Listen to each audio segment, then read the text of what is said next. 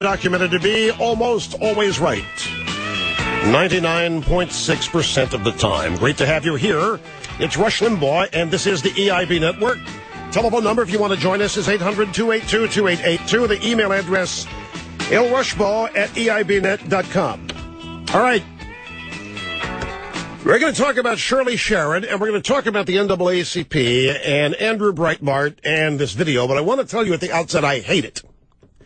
I hate this story. I despise this story. I'm only talking about this because I must talk about it, because I don't want to talk about it. It's a distraction. It's nothing more than the left playing the race card. The NAACP has thrown down the gauntlet because the big government argument has failed.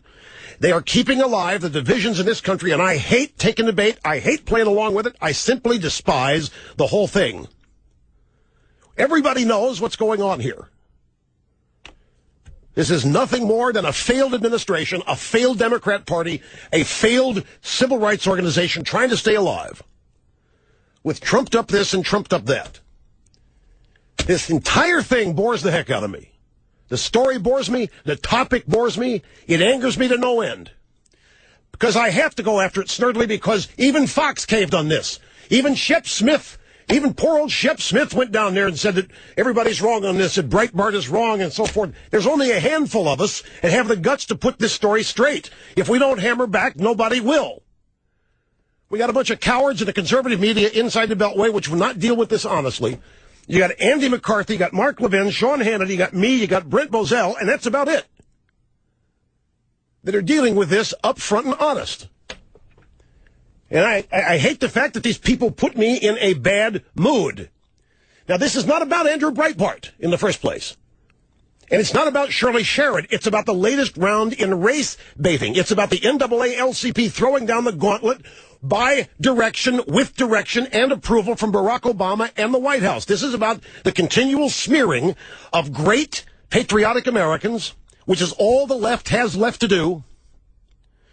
There's no racism in the Tea Party. They don't have racist signs. They didn't shout the N-word at precious John Lewis on Healthcare Sunday. There's no evidence that any of this happened. But the Ministry of Truth continues to promulgate the lie. Millions of decent Americans who only want to preserve and save their country are being trashed and are being smeared. The Ministry of Truth runs with it. They continue to smear. And therefore, this has to be discussed.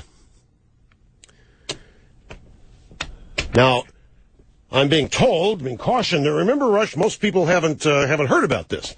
Haven't heard about what? You know, somebody got a note last night. Rush, you got to talk about it. Say they're calling us racist. So what's new? What's new? We're all racists if you listen to the administration, if you listen to the Ministry of Truth, if you listen to the NAACP. We know where the real racism is in this country. Starts with Al Sharpton, Jesse Jackson, the whole race movement, all of the civil rights movements, all based on the continued claim that there is racism and unfairness, and that's where the Shirley Sherrod story really picks up here. I kind of resent that I have to spend any time on this whatsoever, but because everybody still cowers. Most people still run for the tall grass. The racist charges thrown at them, and they head for the tall grass and they hide. No, it's not mine. I'm not. This woman, if you listen to the whole tape that the NAACP asks us all to listen to, she talks about Bush and later Obama being a black president. She's saying that all of us oppose health care because Obama's black. All of us who oppose government-run health care, which is millions of us, oppose it because of racism. Because Obama's black. That's not why we oppose it. We don't oppose it for Obama's race. Most of us don't care about Obama's race. Don't rush for the first 3 months of this guy's administration. Don't you have any appreciation for the historical? Yeah, I got past that in the first day. What matters to me is the issues. What matters is the policies that this guy has and what they're going to mean for the country. I'm not into surface. Surface stuff doesn't mean anything. I want to dig deep. I'm not into narratives. I'm not into templates. I don't carry around a whole lot of guilt. And I don't let people offend me or make people inflict their own guilt on me. So let's deal with this As we must for just a second, audio soundbites. This on the Today Show. This is Shirley Sherrod, the former U.S. Department of Agriculture Director of Georgia Rural Development. You know, another thing, an observation I have looking at this. Would you look at how damn big this government is? We've got rural directors here in every state. The U.S. Department of Agriculture. How many millions of people working in the federal government are redundant and unnecessary and are simply there because the left wants a bigger and more expansive government and a shrinking private sector? You know what these people do. They don't know what they do. Anyway, now the template is, do you deserve a phone call from the president? The White House wanted you fired. The White House didn't listen. The White House took it out of context. The White House is afraid of Fox News. For all I know, the White House orchestrated this whole thing. Here's her answer. I do. I really would not want the president to apologize to me. I would love to have a conversation with him. I'd like to talk to him a little bit about the experiences of people like me, people at the grassroots level, people who live out there in rural America, people who live in the South. I know he does not have that kind of experience. Let me help him a little bit with how we think, how we live, and the things that are happening. He didn't have any slave blood. He doesn't know what it's like.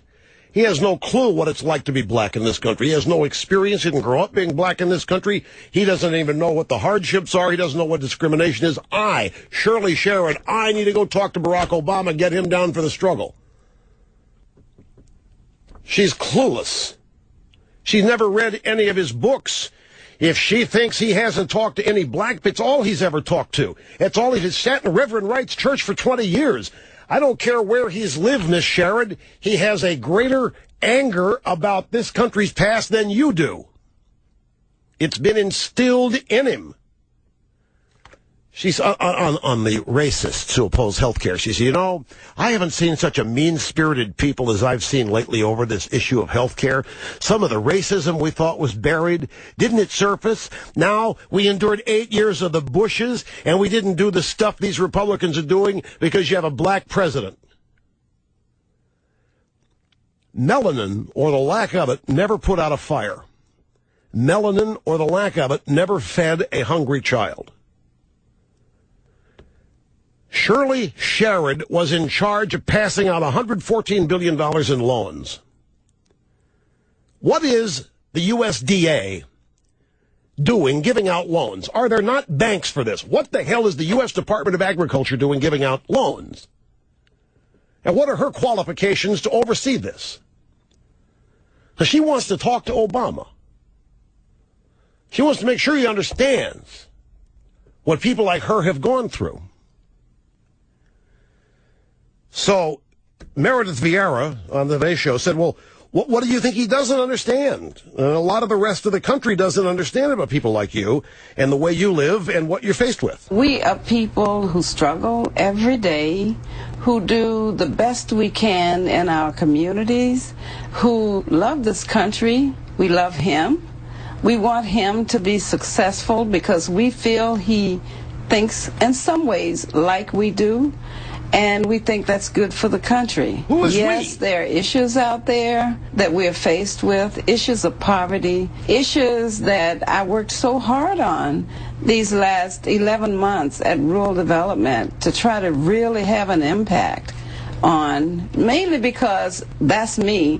But the other thing, I want everything to reflect, I want a good reflection for him as the first black president. Why do you... Now, who is it that's focused on race here? And what is this we business? We are people who struggle every day, who do the best we can in our community, who love this country. We love him. We want him to be successful. We feel he thinks in some ways like we do. We think he feels in some ways like we do.